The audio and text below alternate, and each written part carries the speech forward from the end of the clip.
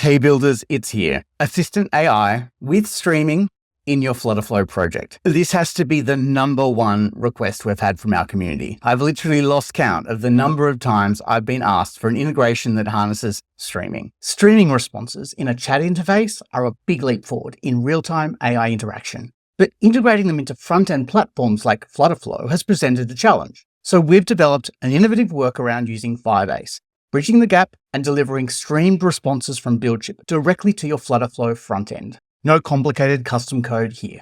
To make things even easier, we've updated BuildShip's AI assistant template in the FlutterFlow marketplace. This ready-made solution pairs perfectly with our BuildShip template, offering a complete package for deploying an AI assistant.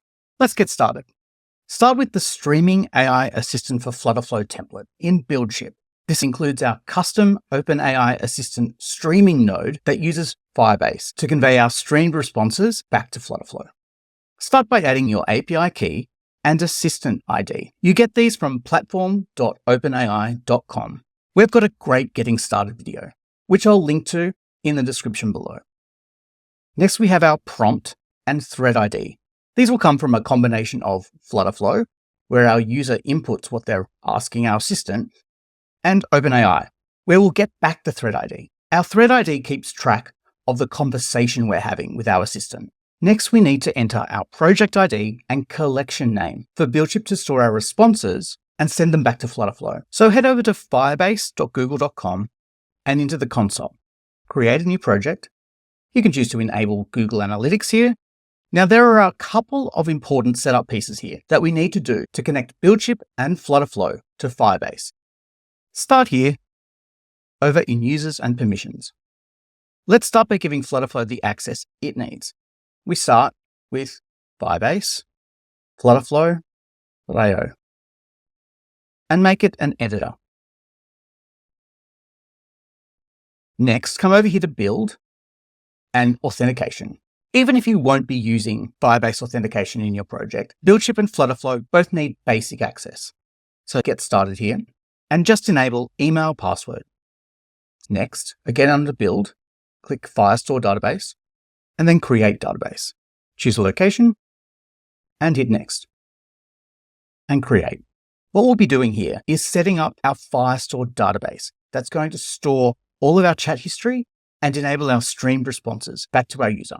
Create a collection, call it Chats, and you need to create one document. Just call it Empty, and I'll explain why in a second. Great. Now head back to BuildShip, and here under the menu, go to your settings screen. And we need to give our service account appropriate access in Google Cloud Console. There's a documentation link here, and under option 2 goes through all of the steps to grant BuildShip these 2 roles, Cloud Data Store User and Firebase Admin SDK, Administration Service Agent. We need to give the BuildShip service account access to our Firebase project so it has the appropriate access to write the streamed responses to our Firestore database. Once we've followed those steps, you just need to get the project ID, which we get from the project settings screen in Firebase. And we copy that back into our node in BuildShip. We've set up our collection name already, which is Chats. Our template has assistants scraping any website we ask it to. We can then go back and forth and ask questions about that site. Our BuildShip template will return back the thread ID, which will tell FlutterFlow where to look for our streamed responses. So let's set everything up now in FlutterFlow. Start over in FlutterFlow Marketplace. You'll want to find the Streaming AI Assistant template with BuildShip. Click on that now, and you'll be presented with the template in FlutterFlow. The first thing to do is head over to your settings screen, then into Firebase. Enter our Firebase project ID that we've already set up and hit Connect. Then hit Regenerate config files, generate files. We'll need to then head over here to our Firestore setting and up to settings. This is where we deploy our Firestore rules. You'll need to decide the appropriate access for you.